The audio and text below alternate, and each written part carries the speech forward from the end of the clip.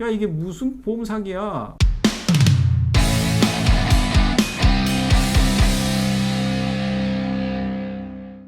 안녕하세요. 보험 전문 기자 김승동 기자입니다. 안녕하세요. 최수영 변호사입니다. 최근에 굉장히 재미있는 판례가 하나 나왔습니다. 아파서 치료를 받을 때 입원의 필요성이 있어야만 지금은 보험사들이 입원 보험금을 지급합니다.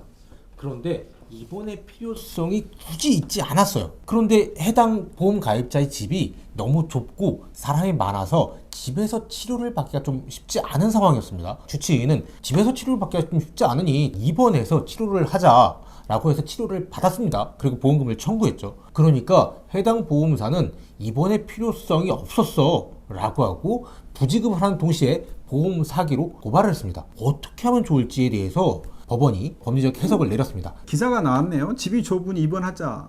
이게 보험 사기일까? 이런 제목으로 기사가 나왔어요. 제가 한번 여쭤볼게요. 집이 좁으니까 병원에서 입원 치료해야 되겠습니다 라고 하는 말이 보험 약관에 근거가 있을까요, 없을까요? 이렇게 이제 제가 질문을 들어가면은 갑자기 머리가 눈이, 아픕니다. 멀뚱멀뚱해지죠. 가장 중요한 게 보험은 문구가 생명이에요. 입원이란 뭐냐라고 할 때 문구를 먼저 찾아러 다녀야 됩니다. 그래서 우리가 알고 있는 입원의 정의하고는 전혀 관계가 없어요. 보험 약관에 들어가 있는 입원의 정의에는 어떤 게 있느냐? 재택에서 치료가 곤란한 경우에도 입원의 조건으로 들어가 있습니다. 집에서 치료받기가 쉽지 않다. 그렇죠. 집이 좁은데 제가 어떻게 이 아픈데 치료를 받을 수 있겠어요? 라고 들어가면 입원될 수 있습니다. 아니, 통원 치료는 가능하다니까요 라고 의사 선생님이 말씀을 해요. 그래도 되는데요, 집이 너무 좁아요. 그러니까 나 병원에서 입원 치료해야 되겠어요. 자, 이럴 때 보험 약관에는 입원 치료의 조건이 부합이 됩니다. 맞아 떨어져요. 그런데 의사 입장에서는 그런 거예요. 굳이 입원할 필요는 없는데요, 통원에서 왔다 갔다 해도 되는데 집이 좁다니 그런가 봅시다 라고 이 얘기하는 것은 보험 약관을 의사 선생님이 볼 이유가 뭐가 있을까요? 자, 여기에서 이제 맹점이 생깁니다. 우리가 생각하는 입원은 보험 약관의 입원이 아니에요. 통원 치료가 가능하면 통원 치료를 받아야 되고, 입원을 해서 부작용이라든가 이걸 의사가 직접 관리해야 되고 지속적으로 봐야 될 부분이니까 입원을 하라는 소리예요. 그런데 부작용도 이런 부분들이 지속적으로 발전할 것 같지는 않아. 그래서 통원하라 그래요. 근데 집이 너무 좁아.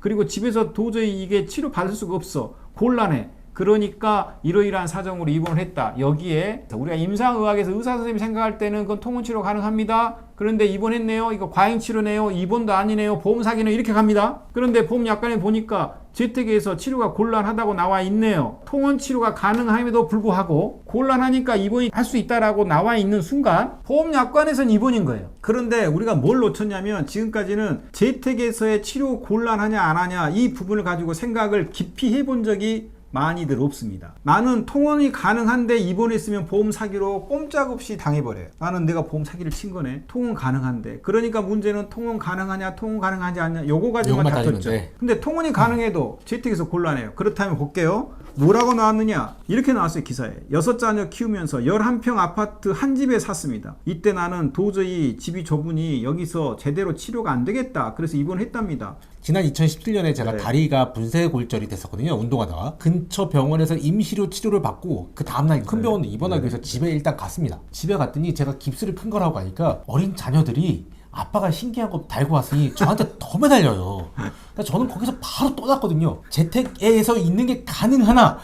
그렇죠.